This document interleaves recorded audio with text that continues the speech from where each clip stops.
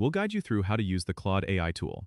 If you find this helpful, consider subscribing and liking the video. First, open your web browser and go to the Claude AI tool website. Once you're there, you'll want to sign up or log in to your account.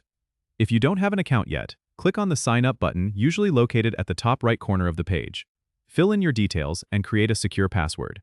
Once logged in, you'll be taken to the dashboard.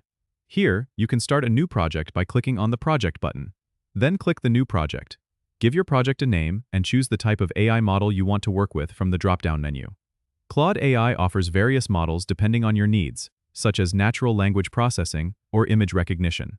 After selecting your model, you'll see an interface where you can input your data.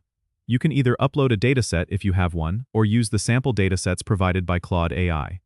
To upload your data, click on the Upload Data button and select your files. Once your data is uploaded, you can start training your model. Click on the Train Modal button, which will take you to the training interface.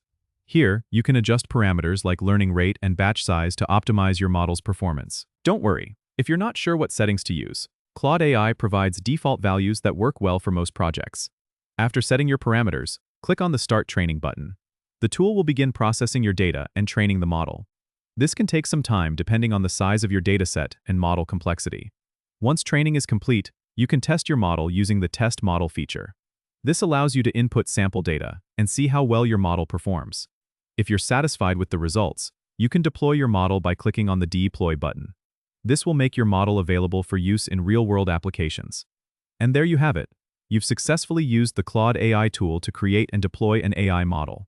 Don't forget to subscribe and comment if this helped you out.